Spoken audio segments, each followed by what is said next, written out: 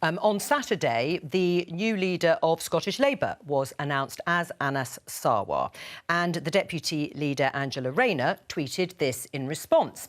"I'm so proud that our party has elected the first ever ethnic minority leader of a political party anywhere in the UK. I also want to pay tribute to Monica Lennon, who also stood for the leadership, for running a positive, passionate campaign, and I know she will continue to be a forceful advocate for change." Now, that tweet actually hastened a backlash on social media, and we had this response from Benjamin Cohen, the chief executive of Pink News. Here's his tweet. "I guess Jews don't count, Angela.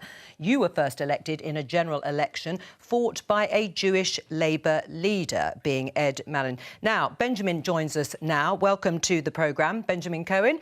Why did you respond to Angela Rayner on Twitter in that way?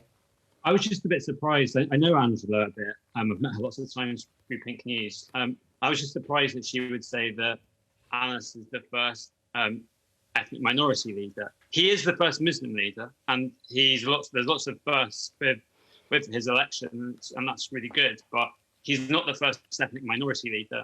The Labour Party's had an ethnic minority leader, as I said, Ed Miliband, as you said, Ed Miliband. And Ed was the fourth ethnic minority leader of a British political party who happened to be Jewish. So it's just the notion that Jews don't count in a sense, because in a sense we were forgotten by Angela in that tweet, because Jews are an ethnic minority and Jews have been leaders of political parties. Right. Well, Stuart, let me get your reaction. I mean, is the first person from an ethnic minority to lead a British political party Anas Sarwar or Benjamin Disraeli? Or Ed Miliband. I thought Benjamin Disraeli converted. I could be wrong. Well, he did. But yes, all right, Ed Miliband then. Can I just clarify, Stuart? And I know Stuart well, and I like Stuart, but yeah, you can become a different faith, but you cannot convert your ethnic group. Ed Miliband is atheist. So on the same basis that you would say that Benjamin Disraeli wasn't Jewish because he was converted to the Anglican Church at the age of 12, Ed was also not Jewish, but Ed was Jewish and faced anti-Semitism.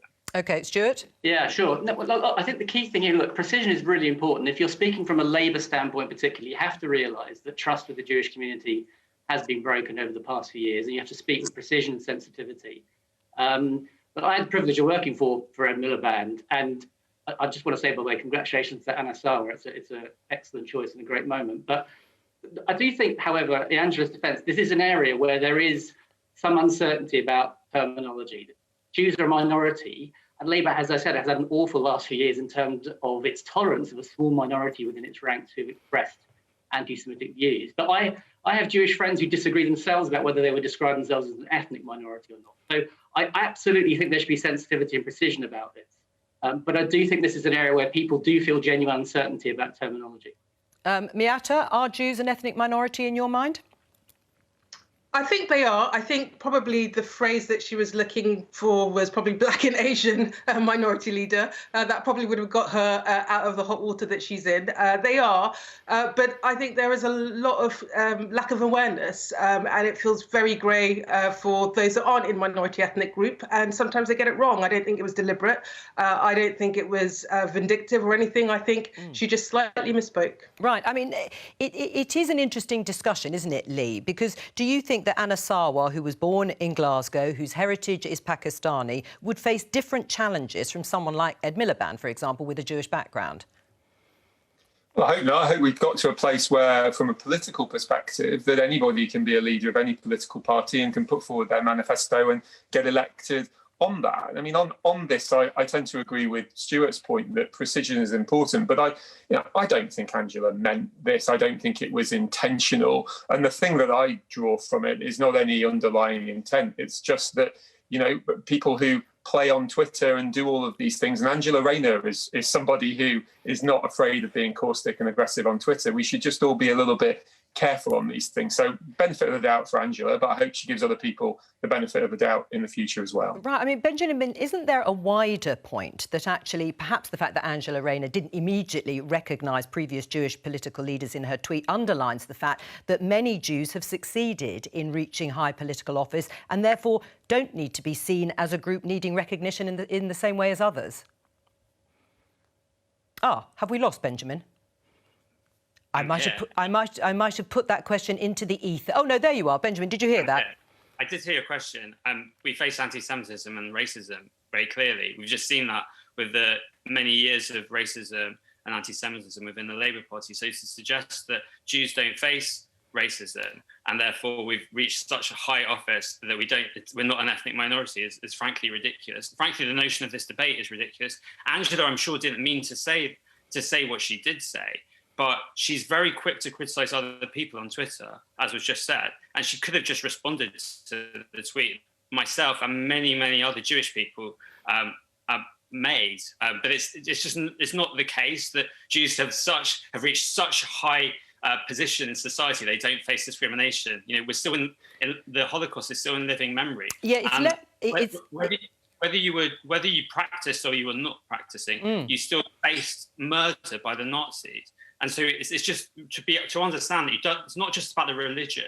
And I understand why people are confused, because there is a religion called Judaism that majority Jews do subscribe to, but you are Jewish whether or not you practice the Jewish religion. You are just Jewish by the fact of your birth and your ethnicity, and that's the difference. Okay. And that's why it's reflected onto the legislation as an ethnic group, not as a religious Right, group. well, we'll come on to the administration of it. Stuart, your response?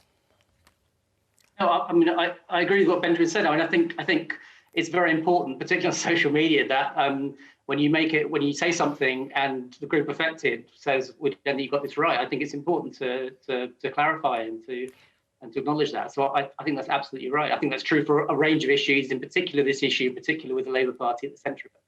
Right, but when it comes to monitoring officially, Kate, do you think Jewish should be officially recognised as a distinct ethnic group in the UK on those forms that we all have to fill in then? Because clearly it's important to monitor the progress of different minority groups in the UK. Well, of course, you can convert to Judaism, but we are talking about a minority ethnic group, and one that has been persecuted for so long. And it isn't simply the historical context. Of course, we can go back to the Holocaust, very important. But in the past 5 years here in the UK, we've had a major anti-Semitism problem with the Labour Party. And I agree with all the previous speakers who said that Angela Rayner, I'm sure, was acting in good faith and didn't mean it. But you would expect to see an extra level of thoughtfulness and sympathy at the moment from the Labour Party, especially from politicians who backed Jeremy Corbyn and who backed the Labour Party that brought in this wave of anti-Semitism. And as Lee pointed out, you know, Angela Rayner is very quick to take comments out of context on Twitter. She accused Chancellor Rishi Sunak of not thinking that dads had a role in childcare because he answered a question about mothers taking care of children. It turned out the question put to the Chancellor was actually about mothers. So we need good faith on all sides, but we need sensitivity and thoughtfulness, and the Deputy Labour leader should have had that in her tweet. All right, just very quickly, Lee, sorry to put you under pressure. Should Jewish be officially recognised as a separate ethnic group in the UK? We have Gypsy or Irish Traveller on the list. I would have to. There's not an area that I know a huge amount about, and it's obviously very sensitive, and I would obviously defer to experts in that area. Sometimes politicians have to highlight when they don't know the answer, but we need to make sure we have the right data, we need to make sure we have the right information, and we need to be able to support the communities in the way that they need. All right.